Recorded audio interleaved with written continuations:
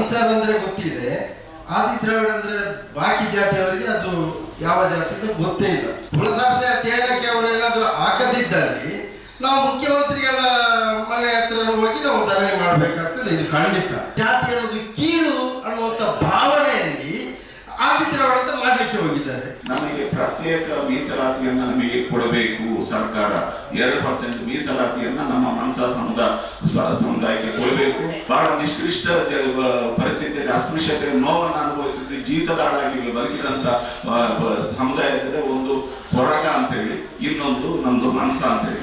ನಮಗೆ ನಮ್ಮ ಜಾತಿಯೇ ಬೇಕು. ಯಾಕೆ ಹೇಳ್ತಿದ್ದೀವಿ ಅಂದ್ರೆ, ನಮ್ಮ ಊರಲ್ಲಿ ಆದಿ ದ್ರಾವಿಡ ಅಂತ ಕೇಳಿದ್ರೆ ಯಾರಿಗೂ ಗೊತ್ತಿಲ್ಲ.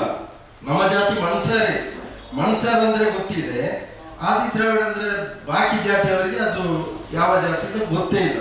ಆದ ಕಾರಣ ನಾವು ಹೇಳೋದು ಆದಿ ದ್ರಾವಿಡ ಅಲ್ಲ ನಮ್ದು ಮನ್ಸ ಅನ್ನುವಂಥದ್ದು ಇಡೀ ಊರಲ್ಲಿ ತಿಳ್ಕೊಂಡ್ರೆ ನಿಮ್ಗೆ ಅರ್ಥ ಆಗ್ತದೆ. ಅವ್ರು ಯಾವ ಜಾತಿ ಅಂತ ಹೇಳಿದ್ರೆ ಎಲ್ಲರೂ ಹೇಳೋದು ಅವ್ರ ಮನ್ಸರು, ಅವರ ಜಾತಿಯಲ್ಲಿ ಮನ್ಸ ಅನ್ನೋದೇ ಜಾತಿ ಇರುವುದು ಅಂತ ಹೇಳ್ತಾರೆ. ಹಾಗಾದ್ರೆ ಇದು ಏನ್ ಮಾಡ್ಬೇಕು? ಸರ್ಕಾರ ಇದನ್ನು ಕುಲಶಾಸ್ತ್ರೀಯ ಅಧ್ಯಯನಕ್ಕೆ ಹಾಕ್ಬೇಕು ಅಂತ ಹೇಳಿ ನಾವು ಇಷ್ಟು ವರ್ಷ ಒತ್ತಾಯ ಮಾಡಿದ್ದೀವಿ. ಇನ್ನೂ ಅವರು ಕುಲಶಾಸ್ತ್ರೀಯ ಅಧ್ಯಯನ ಮಾಡಲಿಲ್ಲ. ಈಗ ಅವ್ರು ಮಾಡಲಿಲ್ಲ ಅಂತ ಹೇಳಿ ನಾವು ಮತ್ತೊಮ್ಮೆ ಇಲ್ಲಿ ಪತ್ರಿಕಾಗೋಷ್ಠಿ ಮಾಡ್ತಾ ಇದ್ದೀವಿ. ಸರ್, ಇದರಲ್ಲೇ ಪರಿಹಾರ ನಮಗೆ ಆಗ್ಬೇಕು. ಒಂದು ವೇಳೆ ಸಿಗದಿದ್ರೆ, ಕುಲಶಾಸ್ತ್ರೀಯ ಅಧ್ಯಯನಕ್ಕೆ ಅವರು ಏನಾದರೂ ಹಾಕದಿದ್ದಲ್ಲಿ ನಾವು ಮುಖ್ಯಮಂತ್ರಿಗಳ ಮನೆ ಹತ್ರ ಹೋಗಿ ನಾವು ಧರಣಿ ಮಾಡಬೇಕಾಗ್ತದೆ. ಇದು ಖಂಡಿತ ಇದು ಮಾಡಲೇಬೇಕು. ಯಾಕೆಂದ್ರೆ ನಮ್ಮ ಜಾತಿ ಎಷ್ಟು ಸಂಖ್ಯೆ ಇದೆ ಅನ್ನೋದು ಮುಖ್ಯ ಅಲ್ಲ. 50 ಜನನೇ ಇರಲಿ, ಅದು ಜಾತಿ ಹೀಗೆ ಇದೆ ಅಂತ ಹೇಳಿದ ನಂತರ ಅದು ಕುಲಶಾಸ್ತ್ರೀಯ ಅಧ್ಯಯನ ಮಾಡಬೇಕು. ಆ ಜಾತಿ ಇದೆ ಹೌದು ಅಂತ ಹೇಳಿ ಅವರು ಸರ್ಕಾರ ಮಾಡಬೇಕಾದಂಥ ಕೆಲಸ ಇದನ್ನು. ಇದು ಸರ್ಕಾರ ಮಾಡ್ತಾ ಇಲ್ಲ ಅಂತ ನಮಗೆ ಭಾರಿ ನಾವು ಒತ್ತಾಯ ಮಾಡ್ತಾ ಇರೋದು ಸರ್ಕಾರದವರು ಕುಲಶಾಸ್ತ್ರೀಯ ಅಧ್ಯಯನ ಮಾಡಿ ಇಂಥ ಜಾತಿಯವರು ಅಲ್ಲಿ ಇದ್ದಾರ, ಎಷ್ಟು ಜಿಲ್ಲೆಗಳಲ್ಲಿ ಇದ್ದಾರ ಹೌದಾ ಅನ್ನೋದನ್ನು ಹೇಳಬೇಕು. ಅದು ಬಿಟ್ಟರೆ ಮತ್ತೆ ಈಗ ಮೊನ್ನೆ ಇವರು ಹೇಳಿದಾಗ ಉಮಾನಾಥ್ ಕೋಟ್ಯಾನ್ ಅವರು ಇವರು ಮಾತಾಡಿದ್ದಾರೆ. ಏನಂದ್ರೆ ಅವರು ಇದು ಆದಿ ದ್ರಾವಿಡ ಜಾತಿಯಿಂದ, ಆದಿ ದ್ರಾವಿಡ ಜಾತಿ ಅಲ್ಲ ಅಂತ ಸರ್ಕಾರನೇ ಅವತ್ತು ಹೇಳಿಬಿಟ್ಟಿದೆ. ಖಂಡಿತ ಅಲ್ಲ. ಭಾಗೀರಥಿ ಮುರಳಿ ಅವರಿಗೆ ಸ್ಪಷ್ಟ ಗೊತ್ತಿದೆ, ಅವರು ನಮ್ಮ ಜಾತಿಯವರಿಗೆ, ಅವ್ರ ಮನಸ್ಸ ಜಾತಿಯವರಿಗೆ, ಅವರಿಗೆ ಸ್ಪಷ್ಟ ಗೊತ್ತಿದೆ. ಆದ್ರೆ ಏನ್ ಮಾಡ್ತಾ ಇದ್ದಾರೆ ಅಂದ್ರೆ, ಅದೇ ಇವರು ಹೇಳಿದಾಗ ಜಾತಿ ಅನ್ನೋದು ಕೀಳು ಅನ್ನುವಂಥ ಭಾವನೆಯಲ್ಲಿ ಆದಿ ದ್ರಾವಿಡ ಅಂತ ಮಾಡ್ಲಿಕ್ಕೆ ಹೋಗಿದ್ದಾರೆ. ಆದಿ ದ್ರಾವಿಡ ಅನ್ನೋದು ಬೇರೆ ಬೇರೆ ಜಾತಿಯವರು ಸರ್ಟಿಫಿಕೇಟ್ ತಗೊಳ್ತಾ ಇದ್ದಾರೆ, ನಮ್ಗೆ ಗೊತ್ತಿದೆ. ಆದ ಕಾರಣ ನಮ್ಮದೇ ಆದಂಥ ಜಾತಿ ಕುಲಶಾಸ್ತ್ರೀಯ ಅಧ್ಯಯನ ಆಗಿ ಜಾತಿ ಪಟ್ಟಿಗೆ ಸೇರಿ ನಮ್ಮ ಸ್ವತಂತ್ರ ಜಾತಿ ಆಗಬೇಕು ಅನ್ನುವಂಥ ಒಂದು ಆಶೆ. ಮೀಸಲಾತಿಯಲ್ಲಿ ಕೂಡ ನಮಗೆ ವಿಶೇಷವಾದಂಥ ಪ್ರತ್ಯೇಕವಾದ ಮೀಸಲಾತಿಯನ್ನೇ ಕೊಡಬೇಕು. ಅವರಿಗೆ ಹಂಚಿದ್ರಲ್ಲಿ ಒಂದು ಪಾಲು ತಗೊಳ್ಳುವಷ್ಟು ಬಲಿಷ್ಠರು ನಾವಲ್ಲ, ಅದು ಸಾಧ್ಯನೇ ಇಲ್ಲ. ಪ್ರತ್ಯೇಕವಾದಂಥ ಮೀಸಲಾತಿ ಬೇಕೊಳ್ಳುವಂಥ ಆಸೆ ಸರ್. ಆಗ ನಾವು ಅದನ್ನು ಪ್ರಶ್ನೆ ಮಾಡಿದ್ದೀವಿ. ಪ್ರವರ್ಗ ಎ ಅಥವಾ ಪ್ರವರ್ಗ ಬಿ ಅಲ್ಲಿ ನಾವು ತಗೊಳ್ಬೇಕಿದ್ರೆ ನಾವು ನಮ್ಮ ಮೂಲ ಜಾತಿಯನ್ನ ಮರೆಮಾಚಿ ನಾವು ತಗೊಳ್ಲಿಕ್ಕೆ ಸಾಧ್ಯ ಉಂಟ ಅಂತ ಹೇಳೋದನ್ನ ನಾವು ಇದು ಮಾಡಿದ್ದೀವಿ.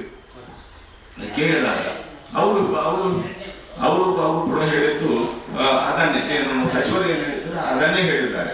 ಈ ನಿಟ್ಟಿನಲ್ಲಿ ನಮಗೆ ಒಂದು ಜಾತಿ ಪ್ರಮಾಣ ಪತ್ರ ಪಡ್ಕೊಳ್ಳಿಕ್ಕೆ ನಮ್ಮ ಸಮುದಾಯಕ್ಕೆ ಬಹಳ ಒಂದು ತೊಂದರೆ ಆಗ್ತಾ ಇದೆ. ಅದಕ್ಕೋಸ್ಕರ ನಾವು ಸರ್ಕಾರವನ್ನ ನಾವು ಆಗ್ರಹಿಸ್ತಿರುವುದು ಏನಂತ ಹೇಳಿದ್ರೆ, ನಮ್ಮದು ಕುಲಶಾಸ್ತ್ರೀಯ ಅಧ್ಯಯನದ ಒಂದು ಫೈಲನ್ನ ಆದಷ್ಟು ಬೇಗ ಆದೇಶ ಮಾಡಿ ಈ ಜಾತಿಗೆ ಒಂದು ನ್ಯಾಯ ಕೊಡಬೇಕು. ಕುಲಶಾಸ್ತ್ರೀಯ ಅಧ್ಯಯನ ಮಾಡುವ ಮೂಲಕ ನಮ್ಮದು ಇಡೀ ಸಮುದಾಯದ ಎಂಪೆರಿಕಲ್ ಡಾಟಾ ಏನು ದತ್ತಾಂಶವನ್ನು ಕಲೆಕ್ಟ್ ಮಾಡಿ ನಮಗೆ ನಮ್ಮ ಪರಿಶಿಷ್ಟ ಜಾತಿ ಪಟ್ಟಿಯಲ್ಲಿ ಸೇರುವಲ್ಲಿವರೆಗೆ ನಮಗೆ ಪ್ರತ್ಯೇಕ ಮೀಸಲಾತಿಯನ್ನ ನಮಗೆ ಕೊಡಬೇಕು ಸರ್ಕಾರ. 2% ಮೀಸಲಾತಿಯನ್ನ ನಮ್ಮ ಮನ್ಸಾ ಸಮುದಾಯಕ್ಕೆ ಕೊಡಬೇಕು. ಮನ್ಸಾ ಅಭಿವೃದ್ಧಿ ನಿಗಮ ಅಂತ ಹೇಳಿ ಸ್ಥಾಪನೆ ಮಾಡೋಕೆ. ಯಾಕಂತ ಹೇಳಿದ್ರೆ ದಕ್ಷಿಣ ಕನ್ನಡ ಜಿಲ್ಲೆಯಲ್ಲಿ ಇರುವಂತ ಜಾತಿಗಳಲ್ಲಿ ಬಹಳ ನಿಷ್ಕೃಷ್ಟ ಪರಿಸ್ಥಿತಿಯಲ್ಲಿ ಅಸ್ಪೃಶ್ಯತೆ ನೋವನ್ನು ಅನುಭವಿಸಿದ್ದು ಜೀತದಾಳಾಗಿ ಬದುಕಿದಂತ ಸಮುದಾಯ ಇದ್ರೆ ಒಂದು ಕೊರಗ ಅಂತೇಳಿ, ಇನ್ನೊಂದು ನಮ್ದು ಮನ್ಸಾ ಅಂತೇಳಿ. ಆ ಕಾರಣಕ್ಕಾಗಿ ನಮಗೆ ಶೈಕ್ಷಣಿಕ ಸೌಲಭ್ಯಗಳು ಸರಿಯಾಗಿ ಸಿಕ್ಕಿಲ್ಲ. ಜೀತದಾಳಾಗಿ ಇದ್ದದರಿಂದ ಉಳ್ಳವರ ಜಮೀನಲ್ಲಿ ದುಡಿತಾ ಇದ್ದವರು, ಹಾಗಾಗಿ ನಮಗೆ ಶೈಕ್ಷಣಿಕವಾಗಿ ಮುಂದೆ ಬರಲಿಕ್ಕೆ ಸಾಧ್ಯ ಆಗಲಿಲ್ಲ.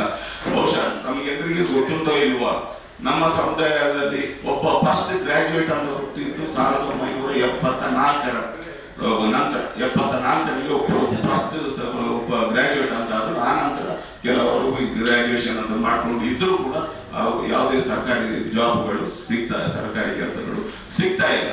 ಈ ಕಾರಣಕ್ಕಾಗಿ ನಾವು ನಮಗೆ ಪ್ರತ್ಯೇಕ ಅಭಿವೃದ್ಧಿ ನಿಗಮವನ್ನು ಮಾಡಬೇಕು.